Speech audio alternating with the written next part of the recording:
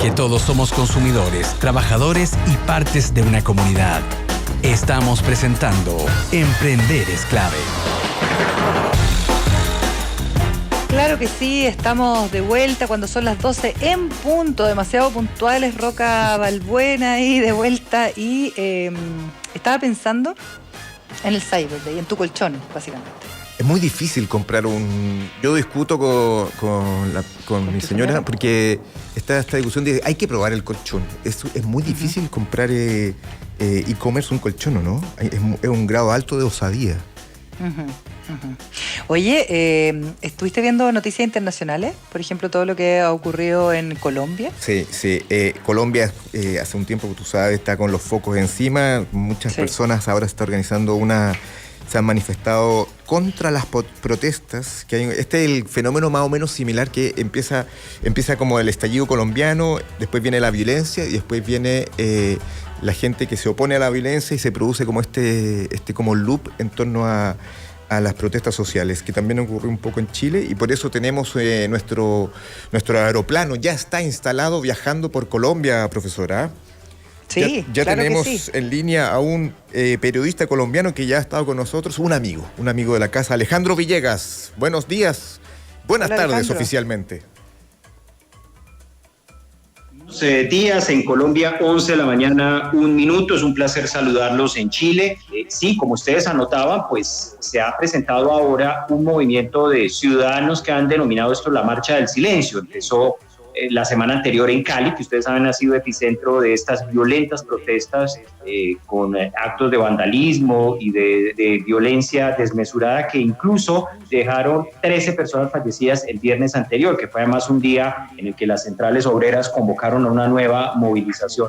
Gente del común, comerciantes, por supuesto hay sectores políticos de la derecha colombiana que han participado de estas manifestaciones.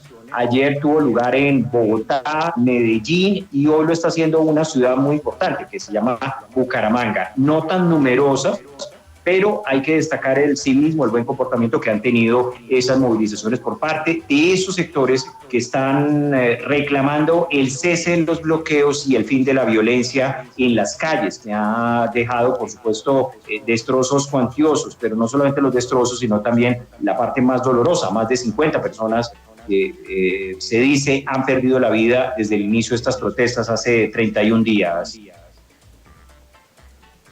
Oye, Alejandro, te quería preguntar, como tú deslizaste, digamos que estas manifestaciones en contra de la violencia tienen un matiz ideológico, ¿se podría etiquetar que son manifestaciones de gente más proclive a la derecha colombiana? Sí, hay algunos sectores políticos de la derecha que han promovido esas movilizaciones, sin embargo, pues hay sectores de la sociedad que han salido a manifestarse, no necesariamente que militen en esos partidos políticos, como el caso del expresidente Álvaro Uribe, que dirige y regenta el partido que se llama Centro Democrático. Muchos de ellos participaron de esas concentraciones, pero hay ciudadanos que de alguna manera se identifican con la fuerza pública, que comerciantes, empresarios, que se han visto muy duramente golpeados con esta situación, que además no parece tener fin. Ayer se convocó a una reunión extraordinaria entre los miembros de eso que se denomina el Comité del Paro, aunque no sé si tenemos el mismo fenómeno de lo que ocurrió recientemente en Chile. Acá los sindicatos convocaron a esas movilizaciones, pero no necesariamente quienes están en la calle, especialmente los jóvenes que han sido muy protagonistas de esas manifestaciones, respondan, obedezcan a esos miembros sindicales que están negociando con el gobierno nacional.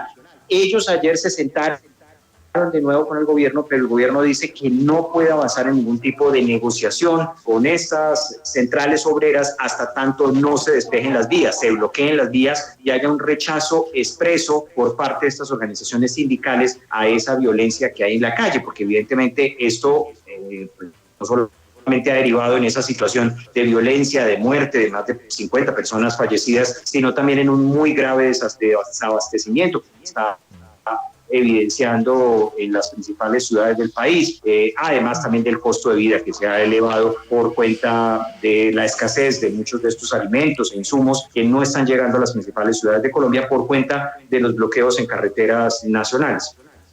Alejandro, y en ese sentido, ¿qué ha pasado con la violencia que estaba vinculada cuando conversamos hace algunas semanas al narcotráfico? ¿Qué ha pasado con eso también? Estas muertes que se dan en plena noche, ¿no? Independiente a las protestas o no.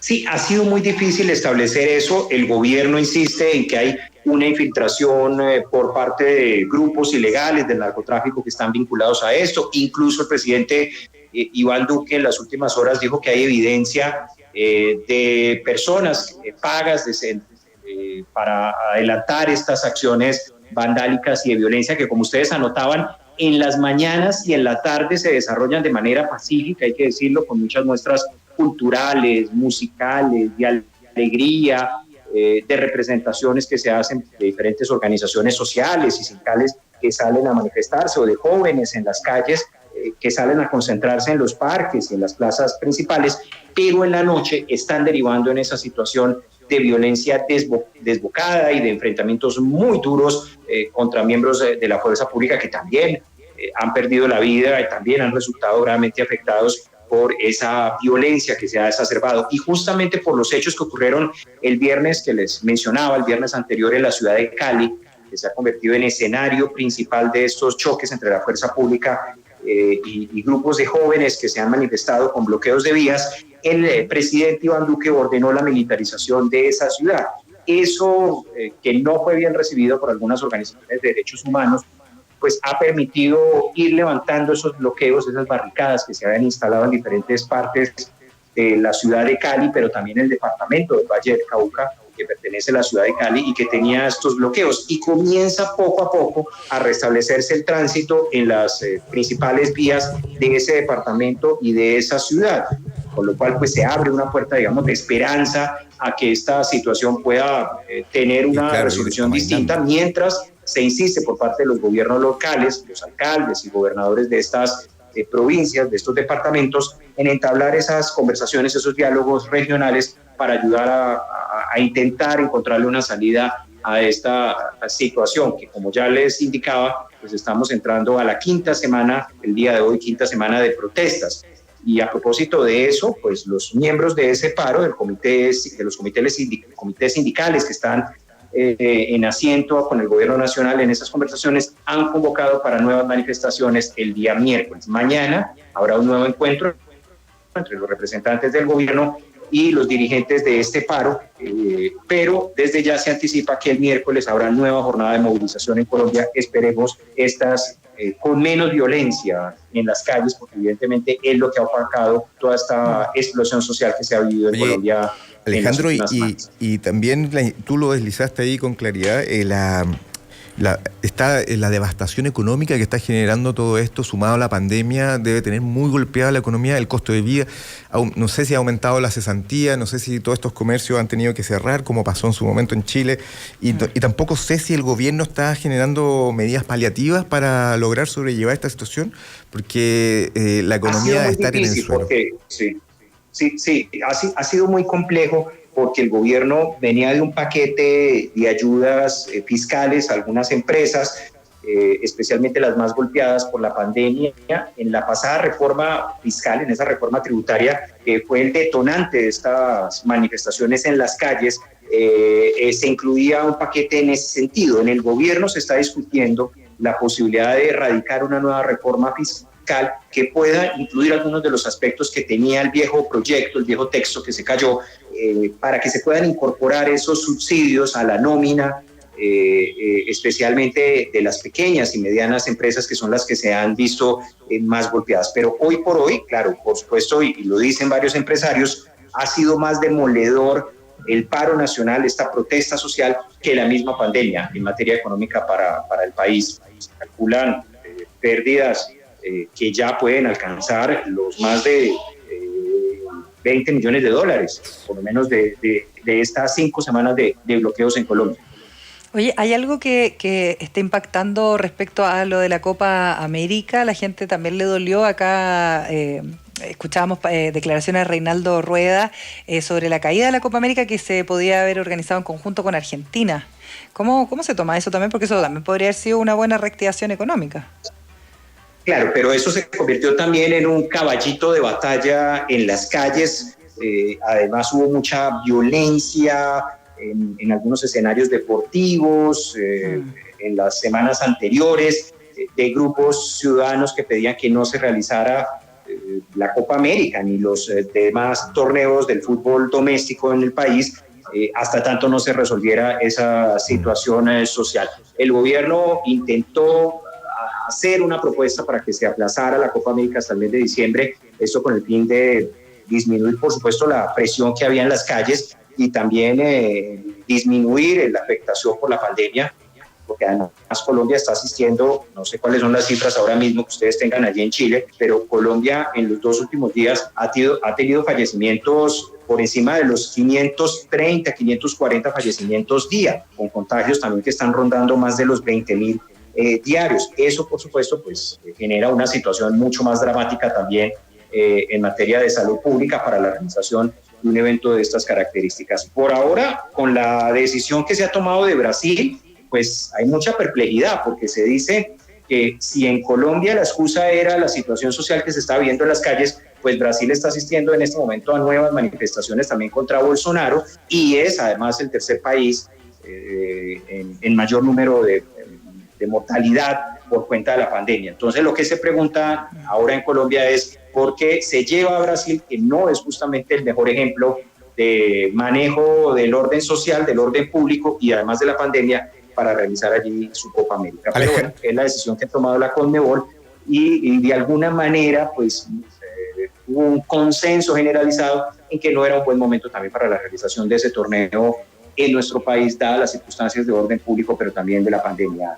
Alejandro, te voy a invitar solamente en aras del tiempo a responder una de estas alternativas que te voy a mencionar, apelando a tu percepción y a tu criterio personal, que sabemos que es muy clarividente y muy sabio.